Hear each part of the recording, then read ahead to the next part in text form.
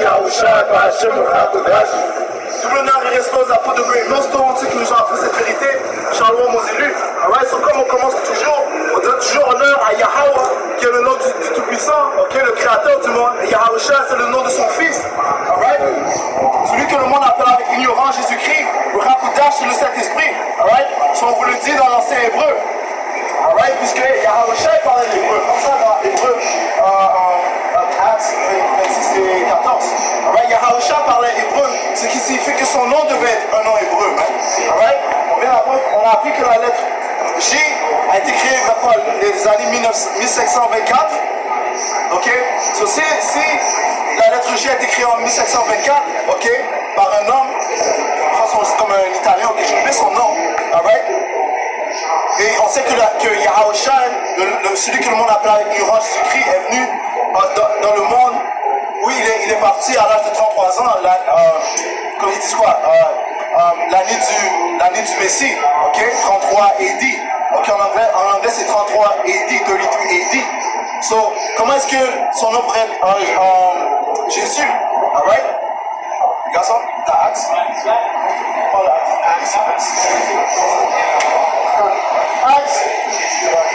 Acts 26, verset 14. Ça dit, nous tombâmes tout par terre. Et j'ai entendu une voix qui me disait en langue hébraïque. Ouais, c'est qui parle? C'est Paul. Right? Ok, il a dit qu'il a entendu une voix dans une langue hébraïque. Qu'est-ce que la voix lui a dit? Saul, pourquoi me persécutais-tu? Il te seul persécutes-tu? Ok, parce que il fut un temps où Paul persécutait l'église, alright? Mais il a été converti par Yahushua en ce moment. Il te sera dur de réserver contre les aiguillons. Je répondis, qui es-tu, Seigneur? Et le Seigneur dit, je suis Yahushua qui te persécute. Que tu persécutes. Je suis Yahushua que tu persécutes. Ouais, parce que quand tu vas contre l'église, tu vas contre Yahushua. Ok? Et qu'est-ce que les nous disent? Si vous détestez, c'est pas vous qui détestez, mais c'est moi qui déteste. Alright? Alright? Continue. Verset 16. Lève-toi et tiens-toi sur les pieds, car je te suis apparu pour t'établir ministre et témoin des choses que tu as vues et de celles pour lesquelles je t'apporterai. Ouais, parce que Yahushua a appointé Paul à être un ministre pour les étrangers, les Israélites étrangers qui étaient dispersés en Corinthe, ok, en Grèce, ok, en Syrie, ok, à Rome, ok, il y avait des Israélites dispersés dans toutes les nations, et ça c'est une des malédictions qui est tombée sur nous en tant que peuple, ok. Tu lis le livre de Deutéronome 28 et 64, ça dit qu'on serait dispersé parmi toutes les nations. So, c'est évident qu'on ne va pas ressembler de tous la même manière. Alright? So, Paul a été appointé à envoyer le témoin de Yahushua aux étrangers qui sont israélites. Verset 17. Je t'ai choisi du milieu de ce peuple et du milieu des païens vers qui je t'envoie, afin que tu leur ouvres leurs yeux pour qu'ils passent des ténèbres à la lumière et de la puissance de Satan à Dieu, pour qu'ils reçoivent par la foi en moi le pardon des péchés et l'héritage avec les sanctifiés. Ouais, parce que c'est par la foi que les païens qui sont israélites seront sauvés, ok? C'est pas parce qu'ils suivent la loi, ok, ils suivent la loi complètement, ok? C'est par la foi en Yahushua, ok? Ça, c'est dans you know? Alright? Ils ont cru en Yahushua par le témoignage que les prophètes ont prononcé. You know what's that? Je crois. Alright? So, Paul, encore une fois, est envoyé aux païens qui sont israélites, qui descendent de la lignée d'Abraham, Isaac et Israël. Ok? Alright? Par contre, il y a des païens, parce qu'il ça dit quoi? Il y a des païens naturels, il y a des païens non naturels. Les païens naturels sont les autres nations. Ok? Le salut n'est pas adressé à eux, mais le salut n'est adressé qu'aux Israélites. Alright? T'as dit quelque chose? Parce que les Écritures disent.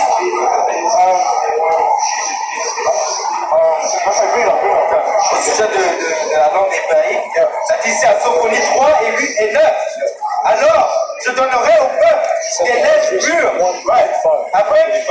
afin qu'ils invoquent tous le nom de l'Éternel. Il va donner au peuple une langue pure. Quelle est cette langue pure? Le Rachomon Kodash. Ok?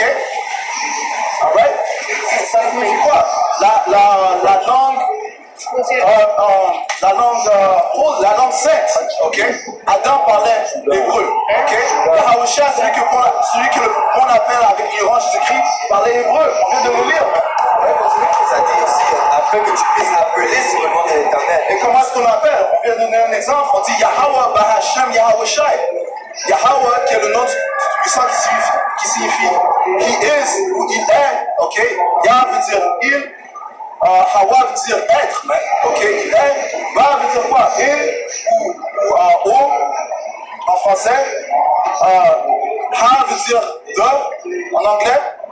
Shem veut dire non. Alright, so Yahweh, Ba Hashem, Yahweh Shai. That's right. Ba Hashem, B'cha Kodash.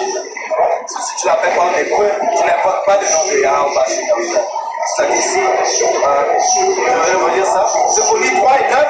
Alors je les donnerai au peuple des lèvres pures, afin qu'ils invoquent tous le nom de l'Éternel pour le servir d'un commun accord.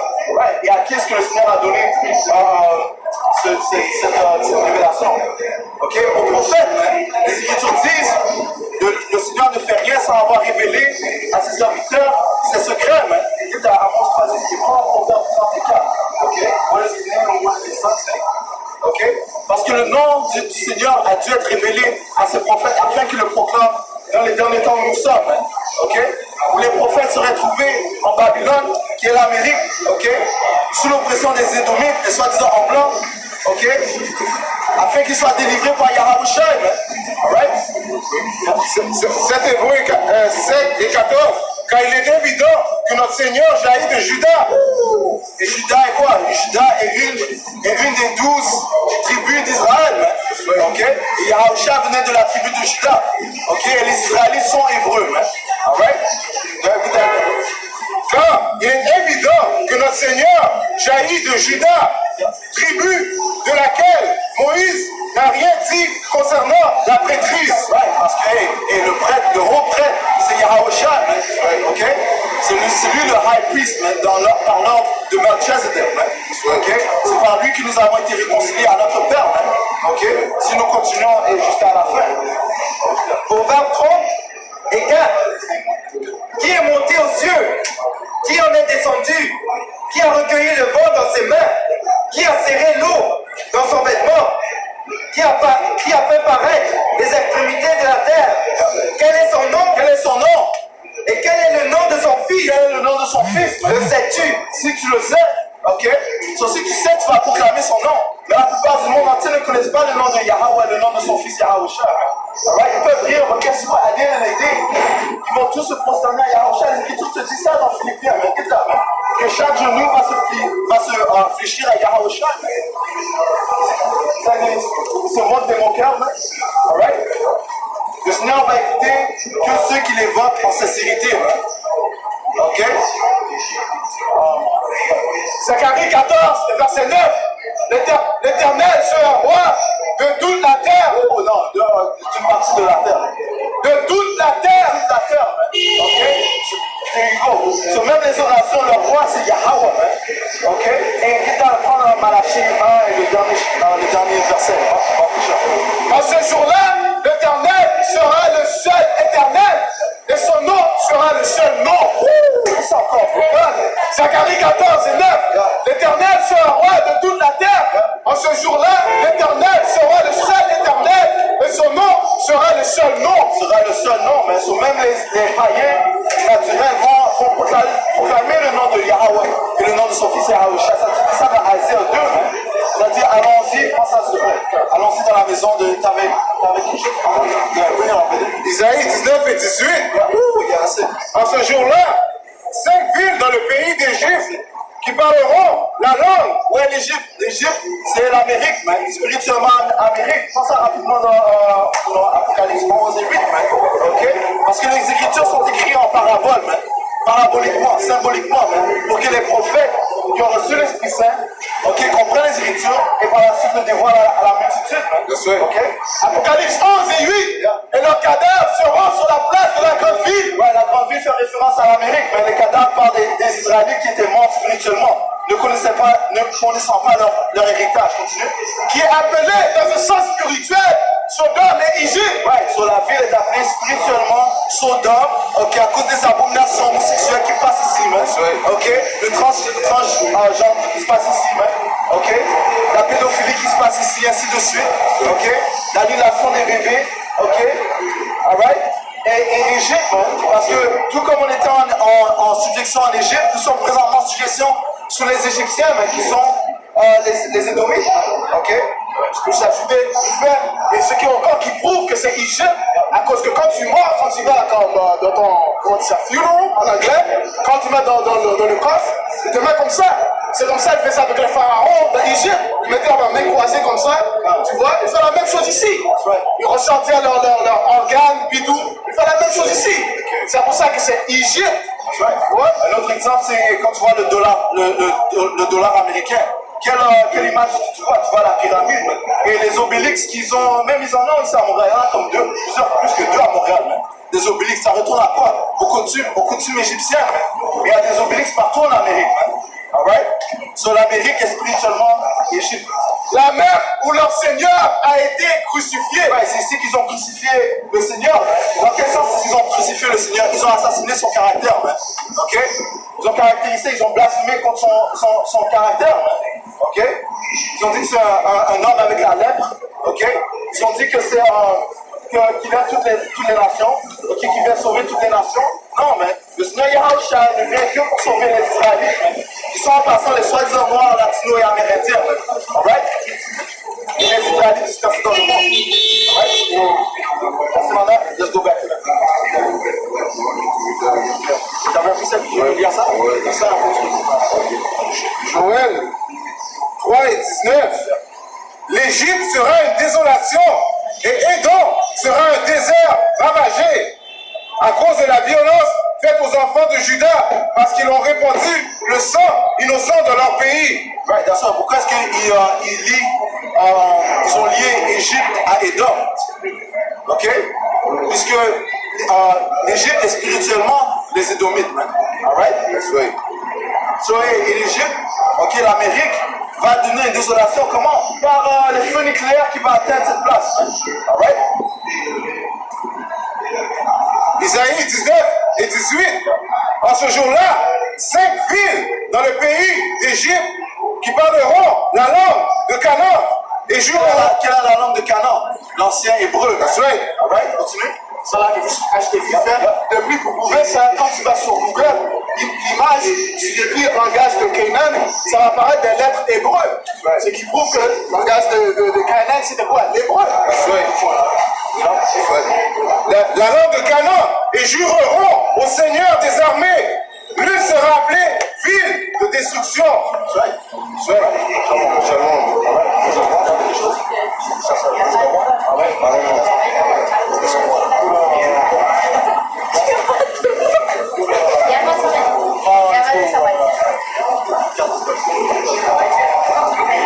Alright, so comme on a mentionné, l'Égypte sera une désolation, comment? Par le feu nucléaire, qui va venir durant l'heure de la Troisième Guerre mondiale.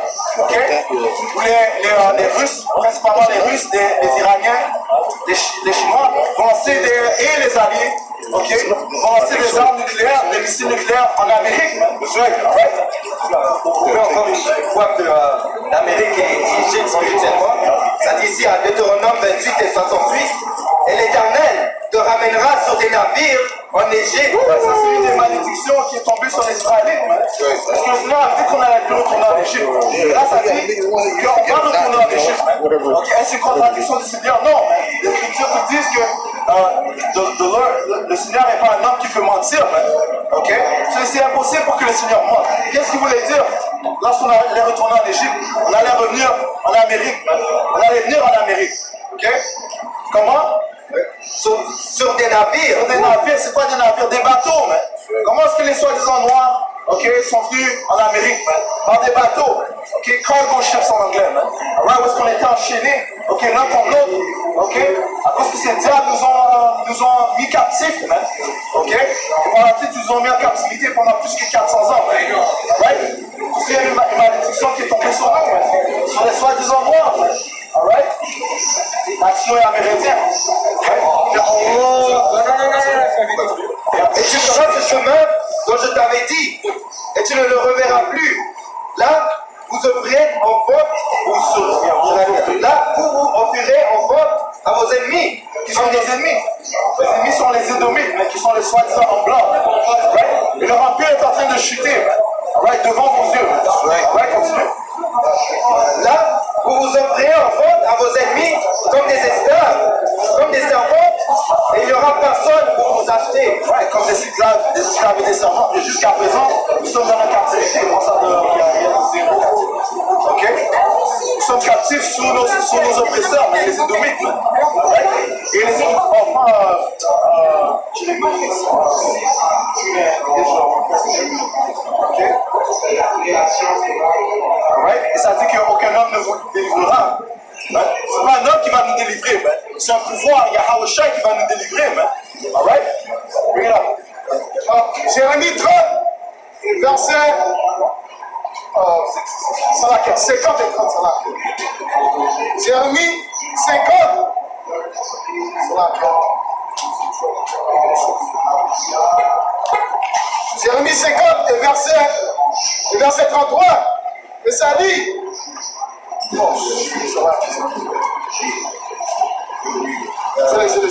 Jérémie 50 et verset 33, et ça dit, ainsi par l'Éternel des armées, les enfants d'Israël et les enfants de Juda sont ensemble opprimés.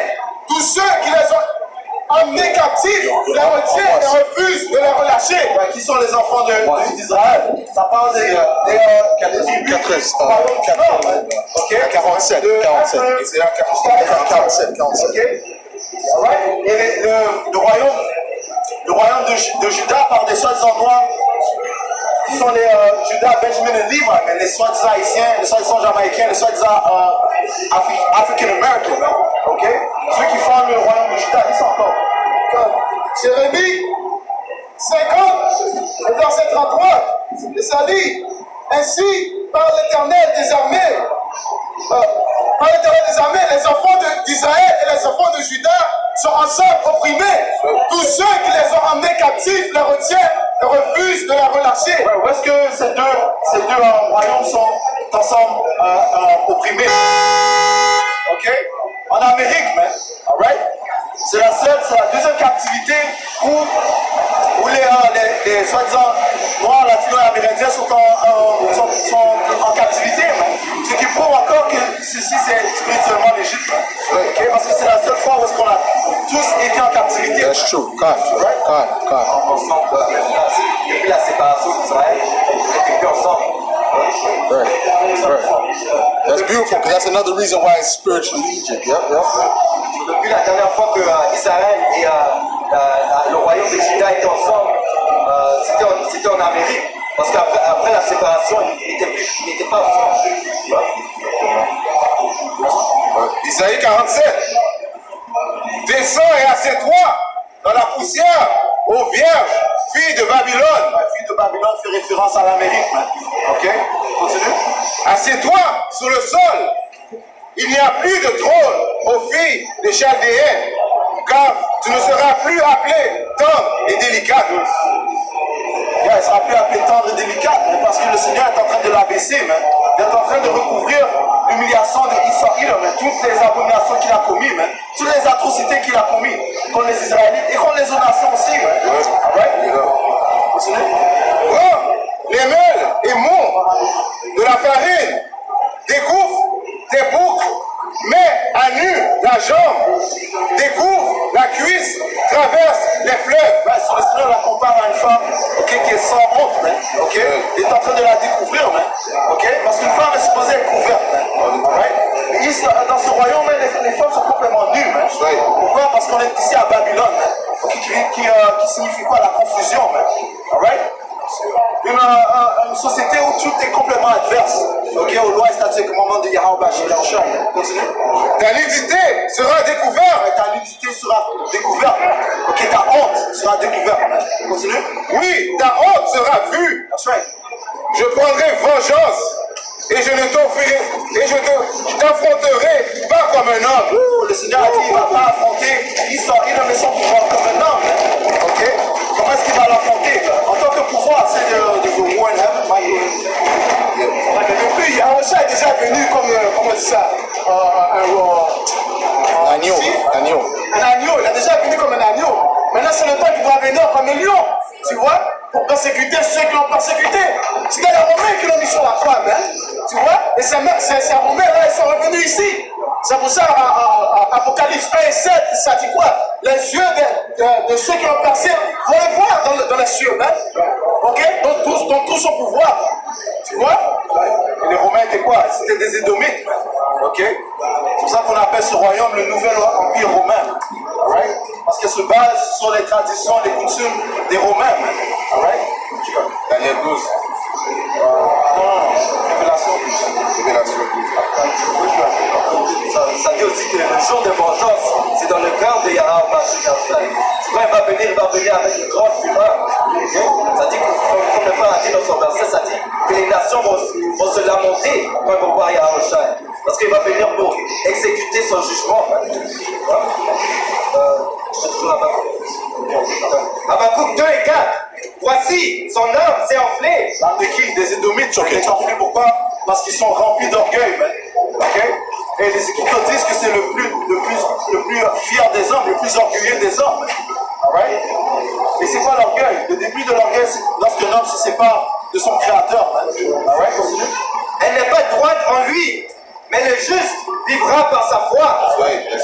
Pareil à celui qui est ivre et arrogant. Il est ivre comment? Par ses philosophies, man.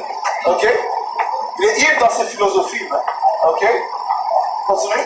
L'orgueilleux ne demeure pas tranquille. Il élargit sa bouche comme le séjour des morts. Ouais, il élargit sa bouche comme le séjour des morts, mais c'est pas les différents décrets qu'il apporte sur la planète Terre. Les décrets uniques, man. Alright? Continue. Il est insatiable comme la mort. Il attire à lui toutes les nations. Ça veut dire quoi? T'es jamais satisfait, man. Ok? Il veut toujours plus, il veut plus, man. Ok? Right? Là qu'il va en Irak, man. Ok? Pour prendre les ressources. C'est là qu'il va en Afghanistan pour prendre leurs ressources, man. Au Vietnam, ainsi de suite, man. Iran. Donc maintenant il va aller en Iran, man. The international bankers, they want to establish their world, what do you call that there? A world bank there, right? They want to have one of those banks, one of their banks in there, but they're not letting them do it, and that's why they're targeting them so much. See, because Esau's never satisfied. He wants everything, and then when he gets everything, he's gonna want more. You see, that's why the Lord is gonna take him out of power, man. That's right. Okay. Un autre point qui prouve qu'il n'est pas insatiable. Dieu, il a le monde entier dans ses mains, mais maintenant il veut mettre une puce électronique dans ton corps, man. Ok? Quelle est la puce électronique? C'est la marque de la bête, man. Alright? Michée 2 et 2, ils convoitisent des gens. C'est là qu'ils convoitent des gens. Ils s'en emparent. Michée 2 et 1. Malheur à ceux qui méditent l'iniquité et qui posent le mal sur leur couche.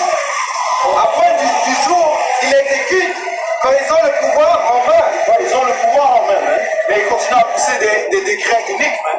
Ok, des décrets injustes, continue. Ils convoitent des gens et ils s'en emparent. Des maisons et ils les enlèvent. Ils portent leur violence sur l'homme et sur sa maison, sur l'homme et son héritage. Un exemple de convoi des champs et son empare, c'est Christophe Colomb, man. Ok? Quand il a vu la terre République Dominicaine, ainsi de suite. Ok? Hispaniola, it was called Hispaniola. Hispaniola, voilà. Ok? Il a convoité, man. Ok? Il a convoité le nouveau monde, man. Ok? Même si des rumeurs disent qu'il n'a jamais atteint le nouveau monde, le fait est, c'est qu'on lui a donné le crédit pour avoir trouvé ce nouveau monde, man. Ok? Le Canada, l'Amérique, ainsi de suite, man. Ok? Habakkuk 2 et 6, ne sera-t-il pas pour tous Ça retourne pas au pied, pour cause, man. Ouais, les people bulls, ils ont dit, oh, cette terre nous appartient maintenant. Ok? Les papes qui régnaient dans ce temps-là, c'était quoi? Édomites. Alright? Habakkuk 2 et 6, ne sera-t-il pas pour tous un sujet de sarcasme, de raillerie et d'énigme? On dira, malheur à celui qui accumule ce qui n'est pas à lui. Jusqu'à quand? Malheur à celui qui accumule ce qui n'est pas à lui. Ben, ok? Parce que tout ce qu'il a accumulé par iniquité, il va devoir le recracher. Ok?